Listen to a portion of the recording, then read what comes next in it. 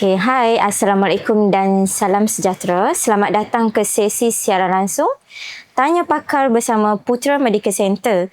Terima kasih kepada semua yang sedang menonton secara langsung. Semoga anda semua berada dalam keadaan sihat dan ceria lah.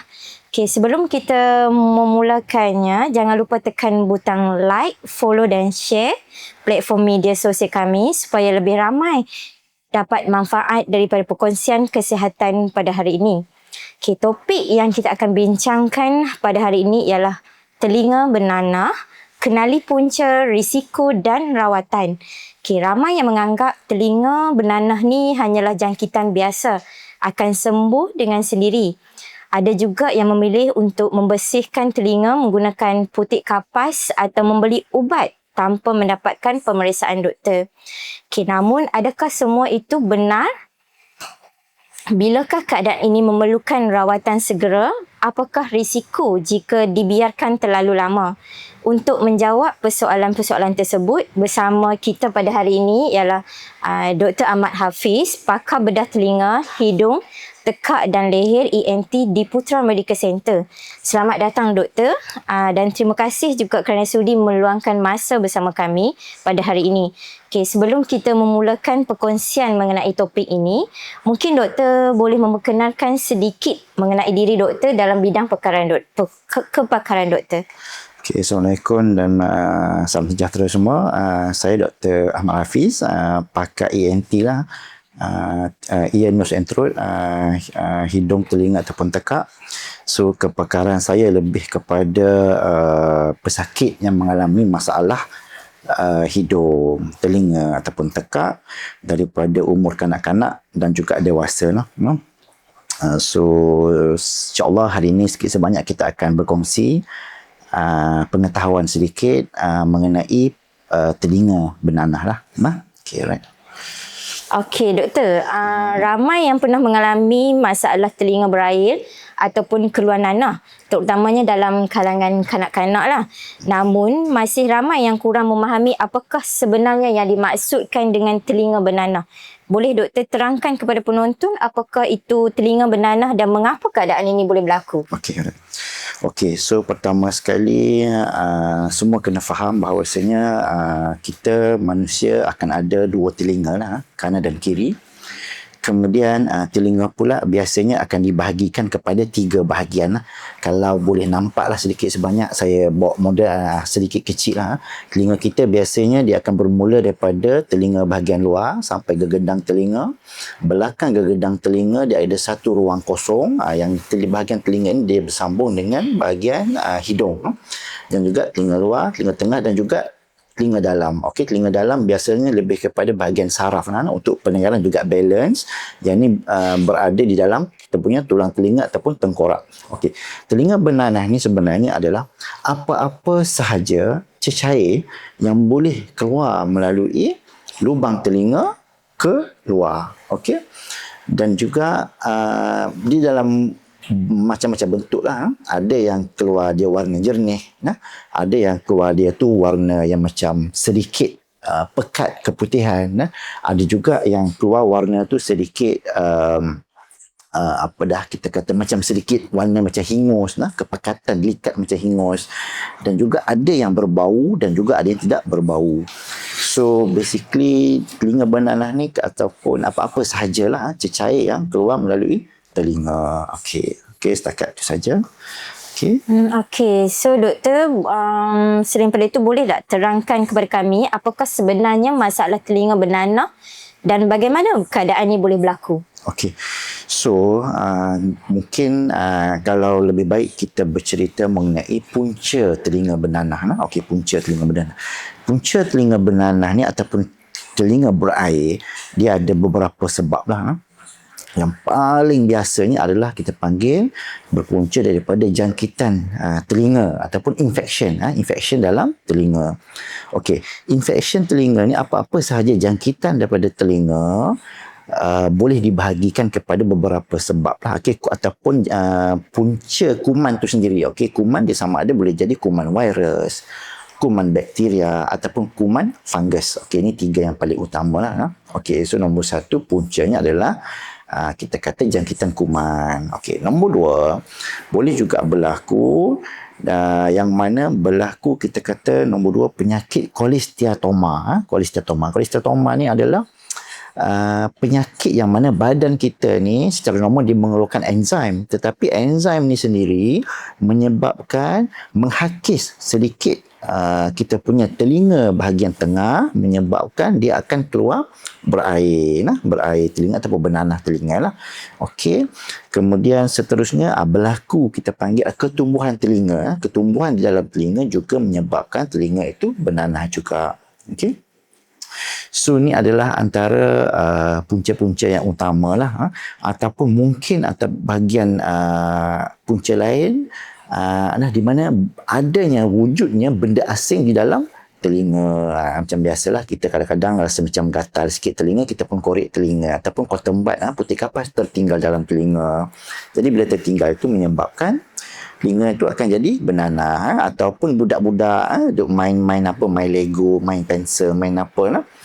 So ataupun pergi sekolah, kawan-kawan selalu budak akan kata kawan yang masukkan benda asing dalam telinga menyebabkan telinga jadi bernanah juga. So itu adalah antara punca yang utamalah mengapa telinga itu bernanah. Okay. So di sini kita ada soalan daripada Kucai Lama. Dia tanya, kalau berdenyut-denyut, kenapa doktor? Okay. So tak jelas juga. Okey, berdenyut lah. Okey, berdenyut bila sebut berdenyut dia susah sikit dia kata. Adakah denyutan tu adalah denyutan sakit? Kadang-kadang kita sakit, kita macam telinga macam berdenyut je kan, ataupun ada macam bernanah dekat tangan ke apa, kita rasa macam duk sakit berdenyut. Itu satu juga. Nombor 2, denyutan kadang-kadang kita merasakan bahawa dalam telinga ada macam denyutan nadi dalam telinga, ataupun lain juga. Ataupun ada setengah orang apa-apa sahaja bunyi dalam telinga, ataupun kita panggil tinnitus. Tinnitus pun boleh menyebabkan denyutan juga dalam telinga. So, apa-apa sahaja masalah dalam telinga, daripada telinga luar, telinga tengah ataupun telinga dalam, apa-apa sahaja problem, tak kisahlah sama ada problem tu jangkitan kuman, ada benda asing, ada masalah ketumbuhan, masalah salur darah tak normal dalam telinga, masalah saraf dalam telinga, itu semua boleh menyebabkan denyutan dalam telinga. So mungkin soalan tu mungkin lebih spesifik sikit lah. Jadi at least kita boleh fahamlah apa yang soalan tu nak tahulah, denyutan yang macam mana tu. Okay, so saya harap dengan jawapan tadi dapat terjawab lah. Okay, seterusnya kita ada soalan daripada Mr. Syukur. Anak saya telinga keluar berlendir, bukan nanah, lendir macam hingus. Apa sebab dia? Okey. So macam saya bagi tahu tadi, telinga kita ni ada 3 bahagian. Apa-apa sahaja problem daripada telinga luar, telinga tengah ataupun telinga dalam boleh menyebabkan telinga bernanah, ataupun berair. Tapi bila mana pesakit tu kata, telinga saya ni dia keluar macam cecair, macam hingus pekat. Kebiasaannya kalau cecair tu keluar macam hingus pekat, kemungkinan besar problem tu bukan dekat telinga yang luar, tapi problem tu berlaku dekat telinga tengah. So kenapa pula telinga tengah berlaku hingus pekat? Kenapa? Sebab macam saya bagi tahu tadi, telinga tengah ni dia ada satu tiub. Tiub ni dia bersambung dengan hidung. Di mana pula hidung tiub tu bersambung? Ni kalau lubang hidung kita tengok, lubang hidung ni adalah keratan rentas lah. Kita belah dekat tepi, kita nampak ni dekat dalam lubang hidung, dekat dinding tepi dia ada daging lah, 1, 2 daging lah. Di belakang sekali ada lubang. Lubang ni lubang inilah menyebabkan, lubang ini yang menyambung antara telinga dan hidung. Lubang ini dia sambung macam mana? Lubang ni dengan tube yang ini, dia sambung macam ni, kan? Dia sambung. So apa-apa sahaja hingus dekat sini, hidung tersumbat, telinga, hidung problem, menyebabkan tube ni problem. Bila mana tube ni problem, kemungkinan besar mungkin ada hingus ke ataupun nanah ke apa, cecair berkumpul sini menyebabkan gegendang jadi bocor dan dia boleh keluar macam hingus yang pekat dekat telinga. So kemungkinan besar kalau anak tu mungkin perlu cek hidung juga. Telinga ya, pada masa yang sama hidung tu perlukan pemeriksaan juga. Kot-kot lah problem tu daripada hidung. Kita duk rawat telinga, tapi telinga ni dia punya hujung dia saja, puncanya daripada hidung. So mungkin kena cek hidung juga. Okay, next kita ada soalan dari Zulaika. Kalau telinga selalu gatal sangat, kenapa? Gatal yang melampau. Okay, alright. So, telinga gatal pun satu juga problem yang mengganggu pesakit. So, kebiasaannya telinga gatal ni, dia kena tengok sama ada punca tu adalah punca yang berlaku pada local problem. Local problem maksud telinga sahaja yang problem. Ataupun kita panggil problem tu berlaku sistemik, ataupun sistem badan kita secara keseluruhannya boleh menyebabkan telinga gatal. Paling biasa ia adalah disebabkan oleh alergik ataupun alahan kepada apa-apa sahajalah menyebabkan telinga jadi gatal, hidung jadi gatal, ataupun mungkin juga ada berlaku macam sepatutnya kita punya telinga, dalam telinga kita dia akan jadi macam dihasilkan macam sedikit wax, lilin untuk melembabkan kita punya saluran dekat telinga luar ni. Jadi kadang-kadang mungkin berlaku sebab terlampau kering ataupun ada benda asing dekat dalam boleh menyebabkan telinga itu gatal juga. So saya rasa kalau asyik gatal sahaja, bila makan ubat pun kadang tak berapa nak okey, ada mungkin boleh buat pemeriksaan tengok takut-takut ada apa-apa dalam telinga yang kita tak nampak ataupun kita tak tahu. Okey, seterusnya kita boleh, so dekat sini ada peminat dia nak tanya, Assalamualaikum doktor, saya pasal meniscus grade IV, kos dia berapa? Apa tu? Oh, saya rasa yang ni mungkin persoalan lutut ni kot. Mungkin tersilap channel ni. Meniscus injury kot. Lutut lutut okay. Mungkin kena sesi lain lah. Okay, next kita pergi ke soalan telinga jadi fungus. Dah titik ubat antifungus sembuh. Tapi 2-3 minggu jadi fungus balik. Okay, alright. So, antara masalah yang agak common juga ni adalah kita panggil fungus dalam telinga. Okay. Fungus dalam telinga ni ataupun kita panggil bahasa perubatannya otomycosis lah. Okay. Otomycosis sebenarnya ataupun fungus telinga, dia punya penyakit untuk diagnosis dia agak straightforward. Cumanya rawatan dia tu agak sedikit bukan kompleks, tapi rawatan dia tu kena berterusan sikit, kena ada follow up. Kenapa? Sebab fungus, kita bayangkan roti ataupun makanan kita tinggal lama kan, nanti macam berkulat. So kalau perasan kadang-kadang kulat tu bukan saja dekat surface kadang-kadang dia melekat dekat roti tu ataupun permukaan tu melekat, dia agak kuat Okay. So prinsip rawatan dalam penyakit otomycosis atau fungus telinga ni, pertama sekali kita kena buat, kita panggil fungal deloading. Loading maksudnya fungal tu banyak dia punya dalam telinga. Jadi fungus tu dia punya hasil debris fungal tu, kulat tu kena keluarkan dulu semua. Kena keluarkan semua kulat dan baru kita masukkan ubat. Okey, problemnya adalah kadang-kadang walaupun kita titik ubat ataupun kita pertama sekali kalau pesakit tu titik ubat sahaja tanpa keluarkan dulu fungus tu.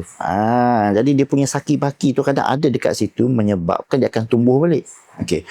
Nombor 2, kadang-kadang even kita datang dekat klinik sekalipun, kita cuci fungus tu betul-betul keluarkan dia, kita letak ubat, kadang-kadang dia berlaku kita panggil dia punya kita hidup fungus ni mungkin dalam 7 ataupun dalam masa 7 ke 14 hari biasa akan saki-baki dia akan tumbuh sikit-sikit lagi.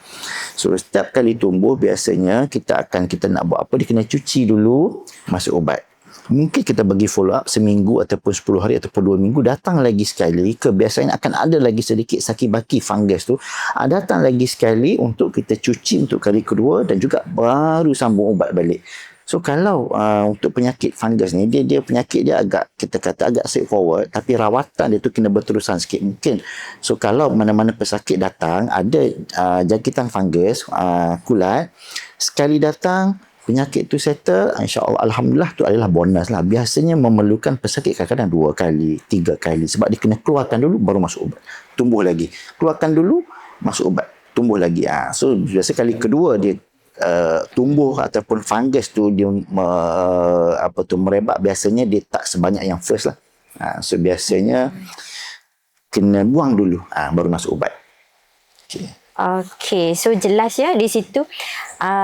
Seterusnya soalan berkaitan dengan apakah penjagaan yang betul untuk pastikan telinga kekal sihat tanpa jangkitan? Okey. So ni adalah kita kata soalan yang biasa kami terima lah. Pertama sekali, semua orang kena faham bahawa kita punya telinga luar especially, dia ada mekanisme yang memang diciptakan untuk telinga, dia panggil self cleansing mechanism. Maksudnya telinga kita secara automatiknya dia akan cuci sendiri. Cuci sendiri. Kalau bahasa kita dekat Asia ni ataupun Asia Tenggara ataupun Asia lah, kita panggil tahi telinga. Tahi telinga. Dia sebenarnya tu adalah bukan tahi telinga. Dia bukannya macam najis yang macam yalah kita duk keluar buang air besar dan sebagainya lah. Tu bukan tahi yang betul lah. Bukan najis yang macam tu. Dia sebenarnya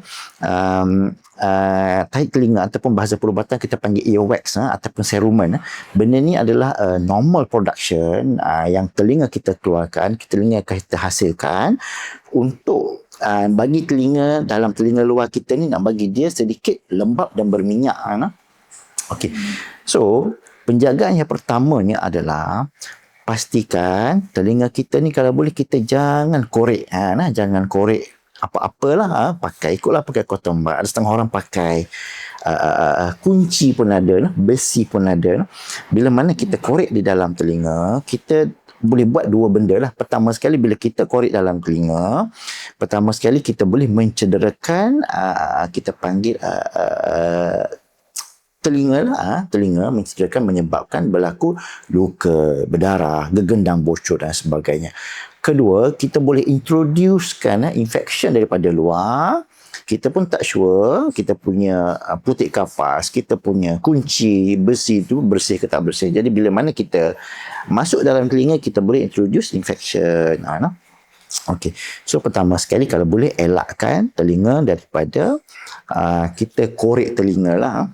Ataupun yang kedua, bila mana telinga kita rasa macam agak kotor dan sebagainya, boleh je tengok dekat luar, minta sesiapa tolong tengokkan, kita punya adik-beradik, mak ayah dan sebagainya tengok. Kalau nampak macam agak sedikit kotor, mungkin boleh ambil sedikit tisu yang basah ke ataupun boleh wipe saja dekat luar.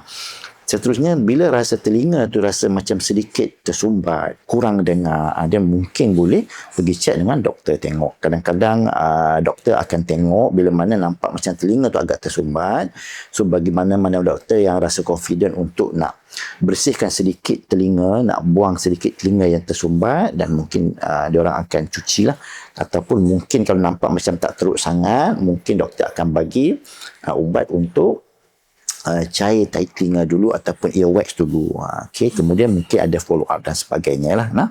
Okay, paling penting keywords ni adalah kalau boleh cuba elakkan untuk korek telinga. Okay, itu paling penting lah. Okay. Okay, so doktor, kalau macam sekarang ni kita tengok macam budak-budak Gen Z atau budak-budak muda sekarang, dia orang lebih suka pakai earbud hari-hari. Okay, right. So adakah benda ni boleh menyebabkan telinga bernanah? Okey. So soalan yang bagus. Okey, kalau ikutkan ya, kemungkinan untuk telinga bernanah tu ada. Okey, kenapa? Sebab kadang-kadang bila mana kita pakai earbud, benda tu kita akan tidak selalu pakai kan?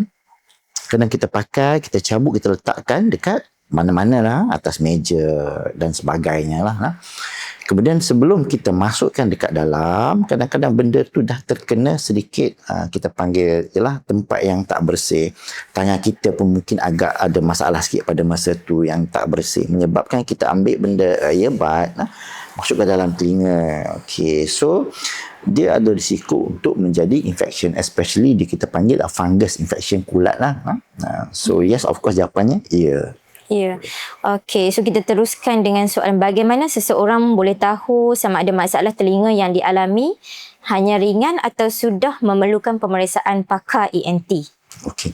So secara umumnya apa-apa sahaja sakit kat badan kita ni memerlukan perhatian lebih. Okey. So orang akan tanya bila perlu jumpa doktor dan juga bila boleh buat rawatan sendiri. Okey. Pada pendapat saya rasa tanda-tanda yang menyebabkan telinga kita ni ni dah tak boleh dah ni, dah pergi cek doktor. Nombor satu, kalau sakit tu berterusan. Berterusan ataupun sakit tu makin lama makin teruk. Sakit telinga makin teruk sampai nak tidur malam tak boleh, no? Ataupun yalah, nak buat apa pun tak boleh. So nombor satu, kalau sakit tu makin teruk. Nombor dua, kalau nampak macam telinga berlaku cecair yang keluar, nampak macam sedikit kemerah-merahan atau nampak macam keluar darah. So saya rasa telinga berdarah pun perlukan perhatian yang segera. Nombor tiga, kalau bila mana kita masukkan sesuatu dalam telinga ataupun anak kita, budak-budak kecil masukkan sesuatu dalam telinga dan benda tu tak keluar, memerlukan rawatan juga. Nombor empat, bila mana kalau kita melibatkan pendengaran tu dah makin kurang lah. Makin kurang dengar. Dia untuk elakkan dia makin teruk dan perlu mendapatkan rawatan juga. Nombor seterusnya adalah bila mana kadang-kadang bila melibatkan masalah telinga dalam, telinga luar macam yang telinga dalam sini kita panggil, yang ni kita panggil gengendang terowong separa bulat, semicircular canal. Benda ni fungsinya adalah untuk balance. Kan ada pesakit akan datang dengan simptom vertigo. Vertigo ni bermaksud kita merasakan badan kita berpusing ataupun sekeliling kita ni berpusing. Jadi bila mana pesakit mengalami simptom vertigo, berpusing dan menyebabkan tak boleh nak jalan, so pada masa itu juga saya rasa memerlukan rawatan segera lah untuk mengelakkan pesakit berjalan, jatuh dan menyebabkan cedera lain, kepala terhantut dan sebagainya lah. So ini adalah benda yang saya rasa bila ada tanda-tanda tersebut dan bolehlah perlu pergi cek sama ada doktor berdekatan dengan kawasan kita ataupun terus pergi jumpa dengan pakai ENT lah. So doktor, apakah yang boleh berlaku jika masalah telinga bernanah ni dibiarkan tanpa rawatan? Alright. So masalah telinga bernanah kalau diteruskan juga, pertama sekali apa yang boleh berlaku adalah kita tak sure telinga bernanah tu punca daripada apa sebenarnya. Kalau just a simple infection, infection biasa, kalau dekat situ lama-lama dia akan menyebabkan telinga jadi kurang dengar, sakit. Tu biasa. Agak yang luar biasa sikit kalau punca tu disebabkan oleh kita panggil penyakit yang saya sebut tadi, nama dia cholesteatoma. Penyakit cholesteatoma ni adalah penyakit di mana kita punya tulang telinga dia mengeluarkan enzim yang mana benda tu menghakis kita punya tulang di dalam telinga. Sebagai contoh, kalau walaupun kita tengok dekat telinga sini, di atas sini sahaja ni adalah telinga dalam, tapi di atas telinga dalam saja ni adalah kita punya otak. Kita punya otak. So kalau penyakit cholesteatoma itu tidak dirawat dengan bagus, dia punya tulang dalam telinga dia boleh dihakis sampai ke pangkal otak, ataupun ada setengah tu boleh menyebabkan dia masuk ke dalam otak. So bila masuk dalam otak, jadi dia punya simptom dia akan lebih kepada otak punya simptom lah, sakit kepala, stroke, lumpuh dan sebagainya. Ataupun infection biasa pun dia boleh juga menyebabkan berlaku juga jangkitan kepada otak. Sebab Sebab dia punya struktur anatomi telinga terlampau dekat dengan otak. So jangkitan telinga juga boleh menyebabkan jangkitan kepada otak. Ni adalah kita kata komplikasi ataupun progres penyakit kalau kita tak rawat telinga dengan segera lah. Itu yang paling bahaya lah. Yang kedua, mungkin agak kurang bahaya tapi mengganggu, dia itu boleh menyebabkan telinga kita menjadi kurang dengar. Bila kurang dengar, dia memang mengganggu lah. Ataupun ketiga, dengar tu okey tapi menyebabkan telinga kita berdesing, berdengung. Tidur malam saja bunyi macam dalam hutan, bunyi cengkerik lah, bunyi macam orang buka kipas, terbuka aircon dalam telinga. Itu juga boleh menyebabkan berlaku masalah lah kalau kita tidak mendapatkan rawatan yang betul ataupun rawatan dengan segera lah. So yang lain saya rasa itu adalah benda yang paling biasa lah, paling utama lah. Okey, kat sini kita ada soalan daripada Cherry Moon. Doktor, kalau pergi ENT nak cuci fungus dengan cara tembak air boleh ke? Nak bagi fungus tu tak ada saki-baki. Okey. So biasanya cuci telinga dia ada banyak cara, banyak kaedah lah. Ada cara tu bermaksud tembak air sahaja. Ada cara tu memerlukan kita wipe dengan cotton sahaja. Ada cara tu menggunakan suction vacuum. Tapi berbalik kepada soalan fungus. Kalau saya prefer untuk cuci, sedut betul-betul.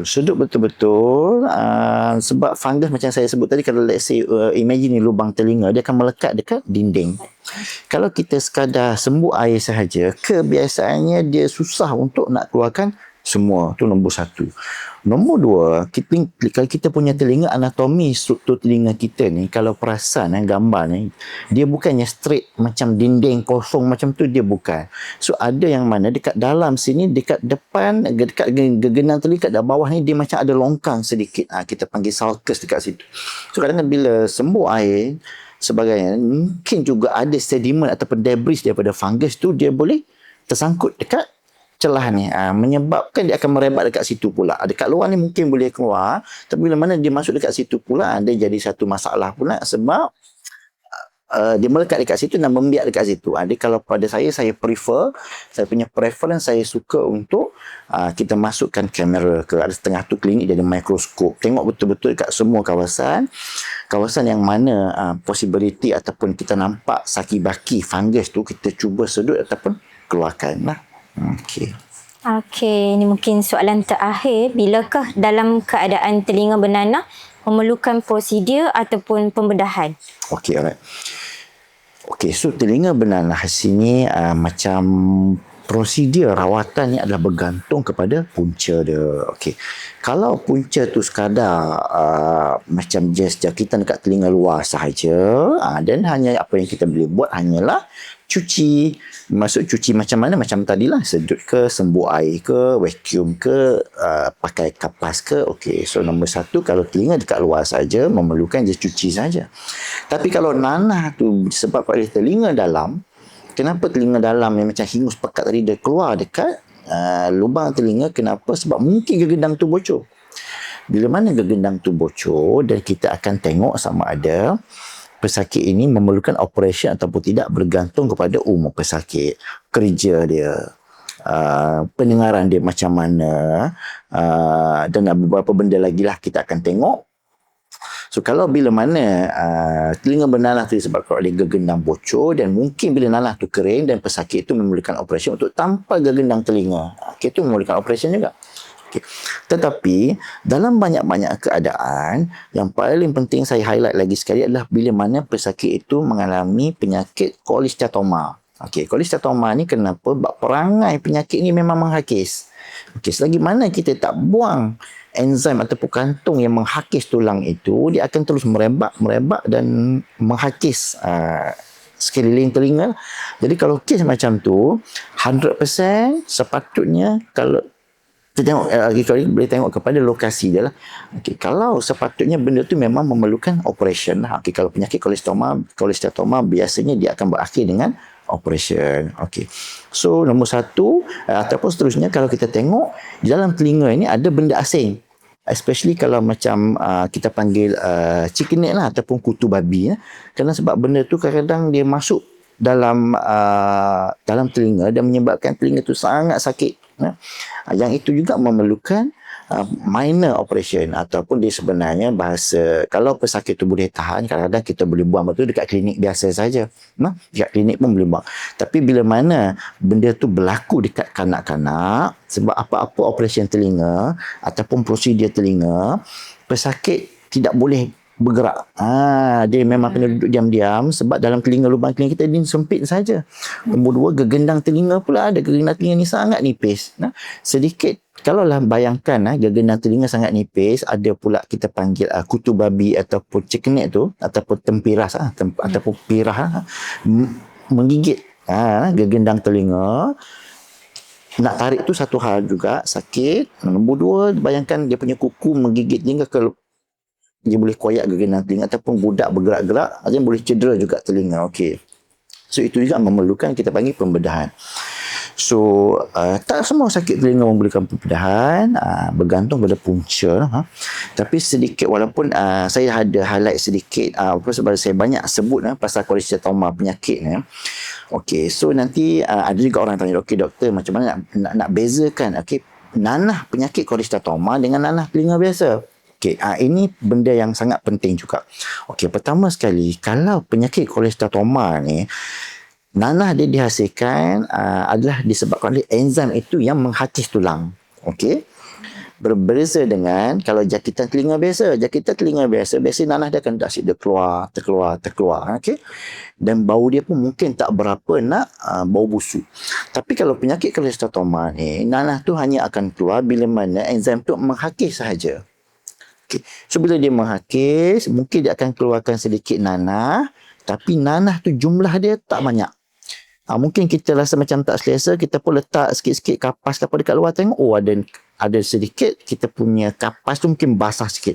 Dan benda tu dan nanah tu menghasilkan bau yang sangat busuk.